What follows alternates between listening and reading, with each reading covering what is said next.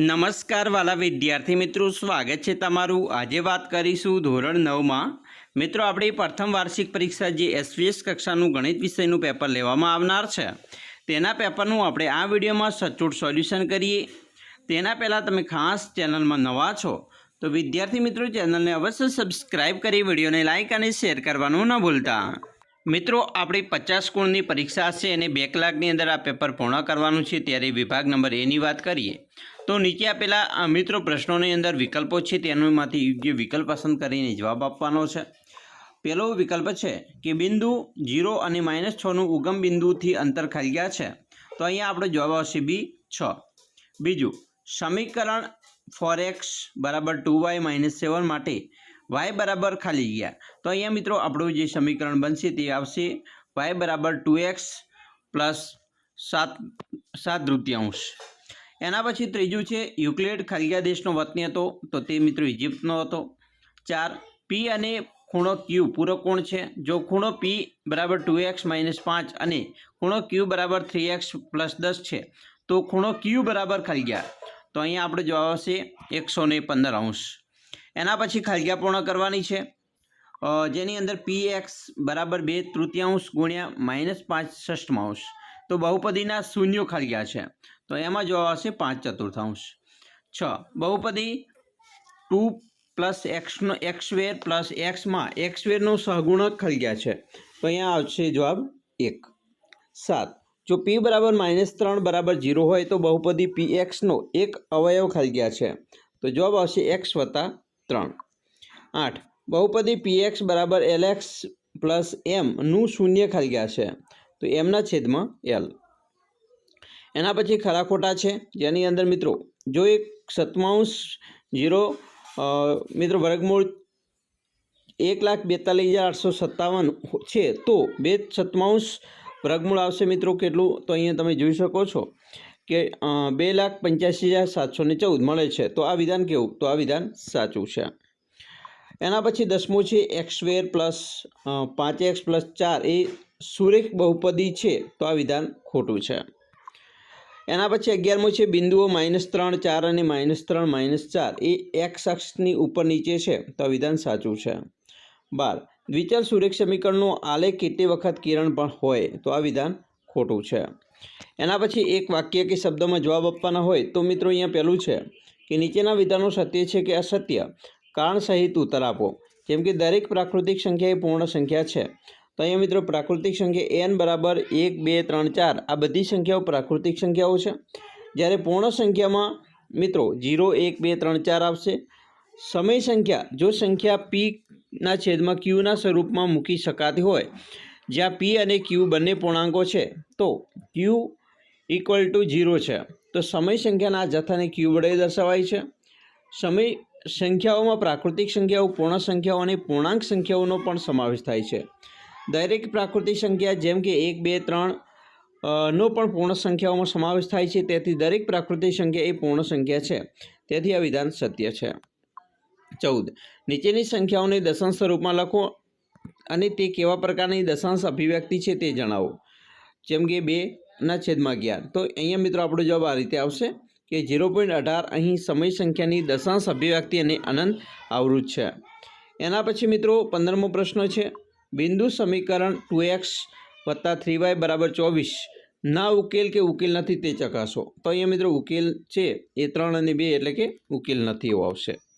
વિભાગ બીની વાત કરીએ, અહીંયા મિત્રો ટૂંકમાં ગણતરી કરવાની છે, સાદુરૂપ આપવાનું છે, બરાબર।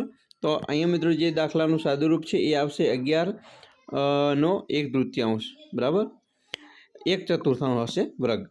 17મું છે આપેલ સંખ્યાના છેદનું સમીકરણ કરો, તો 1/7, તો અહીં આવશે √7/7। 18, બહુપદી gx એ આપેલ બહુપદી px નો એક અવયવ છે કે નહીં તે અવયવ પ્રમેય પરથી નક્કી કરો, તો અહીંયા મિત્રો px = x3 - 4x², બરાબર, પછી પ્લસ x + 6 અને બીજું છે gx = x - 3, તો આ જે છે એ અવયવ છે। એના પછી 19મું છે યોગ્ય નિત્યસમનો ઉપયોગ કરીને ગુણાકાર મેળવો, તો અહીંયા મિત્રો જે જવાબ આવશે એ y4 અને 9/4 આવશે। પછી મિત્રો 20મો છે એક્સની નીચેની કિંમત માટે 5x - 4x વર્ગ +3 બહુપદીનું મૂલ્ય શોધો। જેમ કે x બરાબર -1 હોય તો જવાબમાં મિત્રો તમે આ રીતે જોઈ શકો છો। તો આ રીતે મિત્રો p - 1 બરાબર -6 જવાબ આવશે। એના પછી 21મો છે નીચે આપેલ દરેક બહુપદી માટે p0, p1 અને p2 શોધો। તો py બરાબર y² - y + 1 તો એનો મિત્રો અહીંયા જવાબ આવશે 4 - 2 + 1 બરાબર 2x, 2 + 1 બરાબર 3। એના પછી 22મો પ્રશ્ન મિત્રો ચકાસવાનો છે 2 અને 0 બહુપદી x² - 2x ના શૂન્ય છે। તો અહીંયા જવાબ આવશે 2 અને 0 બંને બહુપદી x² - 2x ના શૂન્ય છે। 23મો પ્રશ્ન મિત્રો છે જો a બરાબર 5, b બરાબર -5, c બરાબર -3 અને d બરાબર 3 હોય તો ab અને cd એ કયા ચરણનું બિંદુ છે? તો અહીંયા આવશે તૃતીય ચરણનું। 24મો છે એક્સની દર્શાવેલ દ્વિચલ સુરેખ સમીકરણોને ax + by + c બરાબર 0 તરીકે દર્શાવો અને દરેક કિસ્સામાં a, b અને c ની કિંમત શોધો। જેમ કે x બરાબર 3y હોય તો માટે મિત્રો x - 3y + 0 બરાબર 0 ને ax + by + c બરાબર 0 સાથે સરખાવતા a બરાબર 1, b બરાબર -3 અને c બરાબર 0 થાય। વિભાગ સી એની અંદર મિત્રો તમારે આ રીતે દાખલાઓ ગણવાના આવશે। અહીંયા તમને એક રકમ આપેલી છે, એના જવાબ પણ આપી દીધા છે, તમે જોઈને ગણી શકો છો। જેમ કે 1/17 ને દશાંશ અભિવ્યક્તિમાં પુનરાવર્તિત અંકોની સંખ્યા વધુમાં વધુ કેટલી હશે? તો મિત્રો 6 અંકોનું પુનરાવર્તન થાય છે। તમારો જવાબ ભાગાકાર કરીને ચકાસો તો અહીંયા મિત્રો આપણો જવાબ આ રીતે ભાગાકાર કરીને ચકાસી શકીએ છીએ। એના પછી 26મું છે સાદુરૂપ આપવાનું છે। મિત્રો આ જે રકમ છે એનું સાદુરૂપ આ રીતે થશે। 27મું છે વર્ગમૂળ 2ની સંખ્યા રેખા પર દર્શાવવાના છે તમારે જાતે। પછી વિસ્તરણ કરવાનું છે મિત્રો 1/3 x - 1/3 y - 1/5 z નો વર્ગ તો એનો પણ મિત્રો આ રીતે તમારે જવાબ આવશે। 29મું છે આપેલ ઘનનું વિસ્તરણ કરો 2x + 1/3 તો નિત્ય નિયમ પ્રમાણે મિત્રો આ રીતે તમે જવાબ તમારે નિયમ પ્રમાણે લખવાનો છે અને શોધવાનો છે।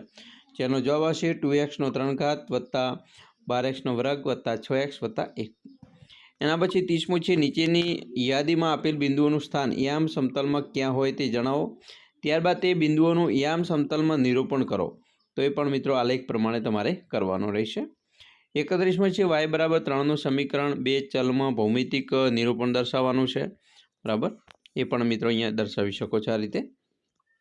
પછી 32મો પ્રશ્ન છે આપેલ વિધાન પર વિચાર કરો એવી સીધી રેખાઓની જોડનું અસ્તિત્વ છે જેને એકબીજાને પ્રત્યેક જગ્યાએથી સમાન અંતરેથી આવેલી હોય। શું આ યુક્લિડની 5મી પૂર્વધારણાનું એક પ્રત્યક્ષ પરિણામ છે બરાબર, એનો પણ જવાબ આ રીતે લખી શકાય। વિભાગ ડીની વાત કરીએ તો મિત્રો નીચે આપેલા પ્રશ્નોના માગ્યા પ્રમાણે ગણતરી કરવાની છે। મિત્રો અહીંયા 33મો પ્રશ્ન છે નીચેની સંખ્યાઓને p/q સ્વરૂપમાં દર્શાવો જ્યાં p અને q પૂર્ણાંક છે। તો મિત્રો q બરાબર ≠ 0, 1 બરાબર, પછી 0.547 અને 3.52 તો એનો મિત્રો તમારે જવાબ છે આ મુજબ આવશે। 34મો દાખલો છે એ મિત્રો રકમ આપી દીધી છે, તમને જવાબ પણ આપ્યો છે, તમારી ગણતરી માત્ર કરવાની રહેશે। જો અચળ બળ લગાડવાથી એક પદાર્થ પર થતું કાર્ય તે પદાર્થ દ્વારા કપાયેલા અંતરના સમપ્રમાણમાં હોય તો આ બાબતને 2 ચલવાળા સમીકરણના સ્વરૂપમાં રજૂ કરો અને 5 એકમ અચળ બળ લઈ તેનો આલેખ દોરો અને આલેખ પરથી પદાર્થ દ્વારા કપાયેલા અંતર 2 એકમ 0 એકમ હોય ત્યાં થતું કાર્ય શોધો। તો મિત્રો સમીકરણ બનશે y બરાબર 5x। પછી 35મો મિત્રો છે એક શહેરમાં રિક્ષા ભાડું આ પ્રમાણે છે જેમ કે પ્રથમ કિલોમીટર માટે 10 રૂપિયા, ત્યારબાદ દરેક કિલોમીટર માટે ભાડું ₹3 પ્રતિ કિલોમીટર છે। તો કાપેલ અંતર x કિલોમીટર અને કુલ ભાડું y લઈ આ માહિતી માટે દ્વિચલ સુરેખ સમીકરણ રચો અને તેનો આલેખ દોરો। આલેખમાંથી 4 કિલોમીટરની મુસાફરી માટે થતું કુલ ભાડું શોધો। તો એનો મિત્રો જવાબ બને છે y બરાબર 3x + 7 બરાબર ₹19। તો આવી રીતે વિદ્યાર્થી મિત્રો જે તમારા અલગ અલગ પ્રકારના જે જવાબો છે એ તમારે મિત્રો શોધવાના છે। તમને રકમ આપી દીધી છે, એકવાર ઘરે બેસીને આની કમ્પ્લીટ ગણતરી કરશો તો તમને મિત્રો તમારી પરીક્ષામાં થોડો ફાયદો થશે। અમે આશા પણ રાખીએ છીએ તમને આપણા વિડીયો પણ ખૂબ જ ઉપયોગી નીવડશે। મિત્રો ખાસ વિડીયો ગમે હોય તો લાઈક કરજો, તમારા મિત્રો સુધી વિડીયોને શેર કરવાનું પણ ન ભૂલતા જેથી કરી તેમને પણ મિત્રો ઉપયોગમાં આવી શકે। તો ચાલો મિત્રો ફરી મળીશું નેક્સ્ટ વિડીયોમાં, અમને રજા આપશો, જય હિન્દ, જય જય ગરવી ગુજરાત.